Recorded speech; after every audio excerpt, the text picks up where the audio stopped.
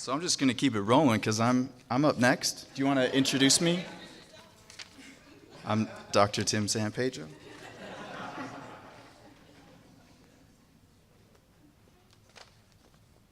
So I'm going to preface this. I plan not to preface it, but I think it's important. I'm a Gates Millennium Scholar. I got it in the inaugural year of 2000.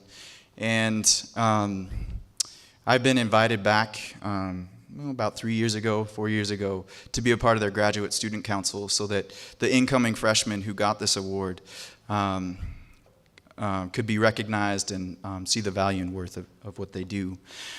But I was at one of those meetings, and a small group of the graduate student council they were really patting each other on the back and talking about how impactful this award is. If you don't know, this award, if you're given it, gives you financial everything through undergrad, specific master's programs, and PhD work, which helped me get to where I am today.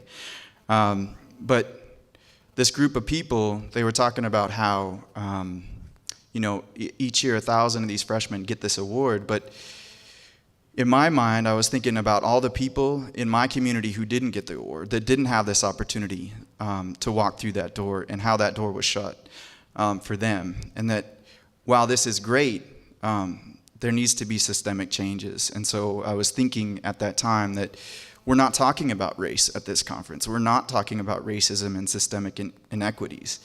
And we need to. And so at that time, I created this that I'm about to present and shared it with them.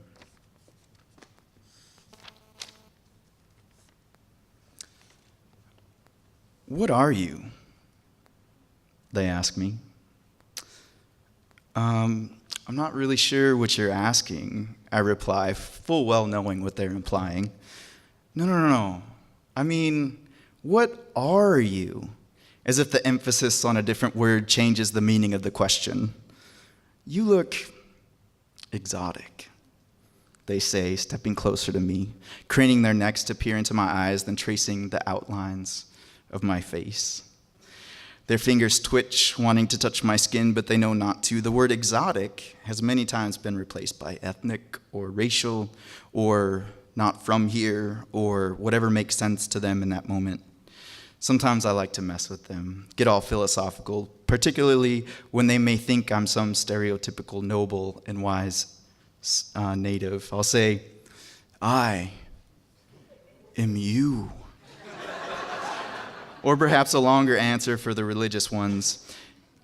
Adam and Eve created us, did they not? And since they came from the Middle East and had dark skin, maybe I should ask you, what are you? Or, what are you? Craning my neck to look a little closer into their eyes, outlining their face as though they are the anomaly. But I'm not supposed to see color, even though white is what I see in our history books, on our televisions, in the hallways of our school that markets diversity, but has a real tough time seeing it when those people pictured in the pamphlets plead for their lives to be seen, to be heard, to be recognized. #reclaim OSU. I'm supposed to be colorblind, as if not being able to see color somehow magically went from a disability to becoming a super ability. I'm not supposed to acknowledge that our outward appearance has systematically decided who succeeds and who fails. I'm not supposed to question who gets equal pay for equal work, or that the labels on the bathroom doors exclude many of us. I'm not supposed to remember that the land we stand upon beneath these layers of metal, wood, and concrete belonged to another that was stolen, ripped, tricked away from indigenous peoples.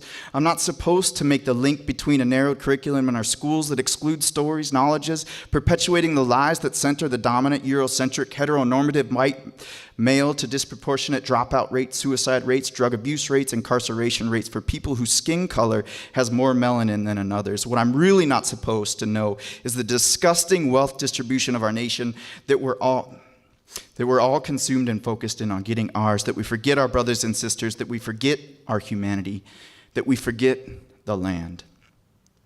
But here's the thing. I do know. I can see, I can speak, all of which were attempted to be trained out of me the further my education went along. So when people ask, what are you? Sometimes I'll tell them what they want to hear. I'm half Filipino, a quarter Irish, and a quarter English. When my mother bravely fled my father when I was a young boy, we moved to the Flathead Indian Reservation in western Montana, where I was embraced and included into the Salish and Kootenai tribal customs, stories, and traditions. Still, they'll say something like, "That's fascinating. That's fascinating. I wish I had a culture." Or in a feeble attempt to make a connection, they'll say, "Oh, my friends employ maids from the Philippines. They are such a peaceful people." Or Native Americans have had such a sad story, don't they? Other times I give a deeper story to their question.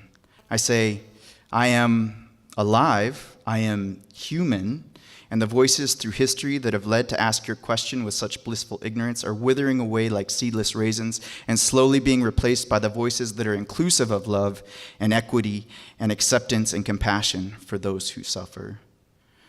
So do me a favor. On the count of 3, ask, what are you? You ready?